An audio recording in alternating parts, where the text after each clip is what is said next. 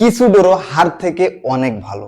Thank you the goat Shanto, the greatest of all time. শান্তকে অসংখ্য ধন্যবাদ এত সুন্দর একটা ইনিংস খেলার জন্য।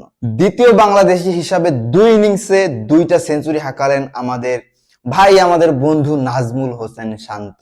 এক সময় তাকে নিয়ে বাংলাদেশের সবাই ট্রোল করত, সবাই তাকে নিয়ে মিম বানাতো, কিন্তু এখন সবাই তাকে সেলুট জানাচ্ছে, সবাই তাকে ভালোবাসতেছে, কারণ তিনি যা করলেন বাংলাদেশের জন্য এটা আসলেই কেউ ভুলতে পারবে না। যেখানে তারা এই অসাধারণ 2টা ইনিংসের জন্য ম্যান অব দ্য ম্যাচও হয়েছেন, যেখানে বাংলাদেশ দ্বিতীয় ইনিংসে 284 রানে ডিক্লেয়ার করে দেয়। একটা সুযোগ বাংলাদেশ চাচ্ছিল শ্রীলঙ্কাকে অল আউট করার জন্য, কিন্তু বৃষ্টির জন্য সেটা আর হয়ে ওঠেনি। পঞ্চম দিনে এসেও আমরা বৃষ্টির দেখা পেলাম। হয়তো এই বৃষ্টি শ্রীলঙ্কাকে আজকে বাঁচিয়ে দিল, না হলে আমাদের বলাররা হয়তো একটা মিরাক্কেল ঘটাতে পারতো।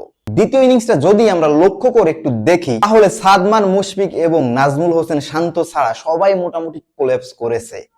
আর শান্তর কথা বলতেই হচ্ছে, তিনি ছিলেন আজকেও নট আউট। আর আমি গতকালের ভিডিওতে বলেছিলাম, যদি এই ম্যাচটা ড্র হয় তাহলে বাংলাদেশের প্রথম ইনিংসে যখন ব্যাট করতেছিল নাজমুল হোসেন শান্ত এবং মুশফিকুর রহিম, তাদের একটু স্লো ইনিংসের কারণে এই ম্যাচটা ড্র হতে পারে। এটা যদিও একটা টেস্ট ম্যাচ, তারপরও এটা কিন্তু রানের খেলা, মানে আপনার রানের মাধ্যমে জিততে হবে।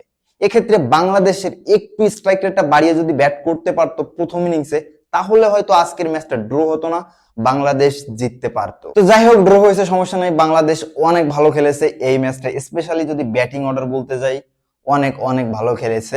কিছুদিন আগে আমরা দেখতে পারতেছিলাম পাকিস্তান ইউএই এর সাথে হেরেছে, এখানে আমাদের ব্যাটসম্যানরা খুবই বাজে পারফরমেন্স দিচ্ছিলেন। তো সেকেন্ড টেস্টের জন্য রইল শুভকামনা। আশা করি সেকেন্ড টেস্টে বাংলাদেশ একটা ভালো রেজাল্ট দিবে আমাদের।